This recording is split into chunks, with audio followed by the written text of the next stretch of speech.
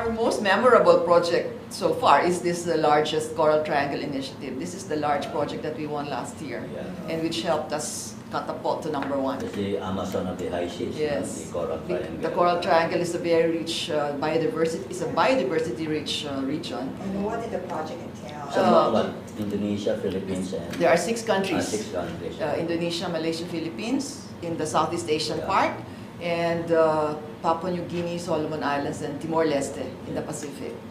The services that we're providing under the CTI, we call it the CTI project, is really to assist the government in implementing what they have developed as their national plans of action.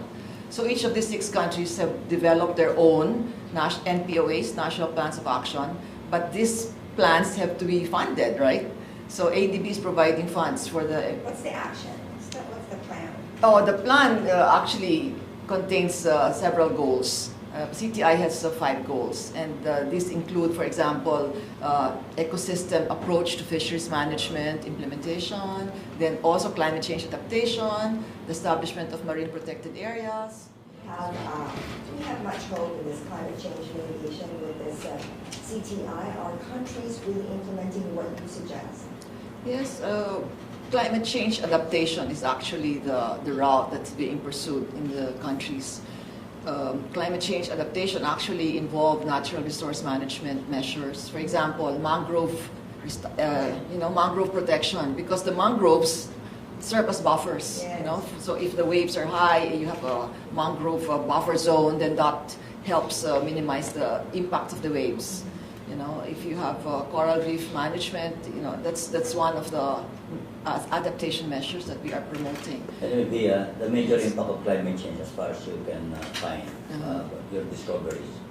Oh, the major impacts, actually, there are climate change and disasters are so closely related, because climate change causes, for example, sea level rise. Sea level rise, when you're a small country, a small island in the Pacific, and you have sea level rising to meters, several meters, then the adverse impact, is that the island or the atoll can eventually sink. What we're trying to do is try to help the communities to adapt, to become more resilient. I mean, is climate change real? Climate change is so real. The figures are there. I think we just have to keep on bombarding the population about the threat of climate change. Because some people think that climate change is still far-fetched. It's going to happen, but it's not going to happen soon. But it's a gradual thing. And we have seen in some places how adverse the impacts have been.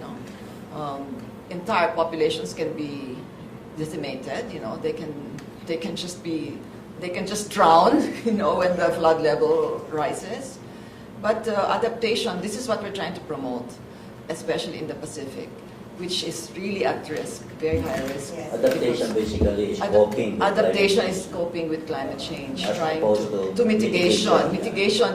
Mitigation is really more about the industrial effects, the CO2, the gases in the atmosphere.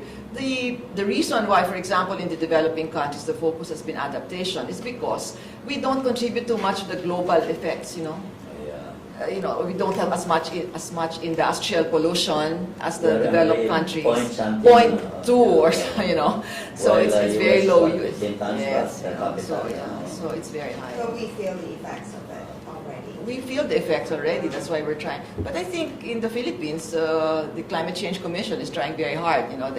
I was at a seminar last week. And one of the things that the person from the Climate Change Commission said was that they have finally passed a climate change plan, a national climate change plan for the country.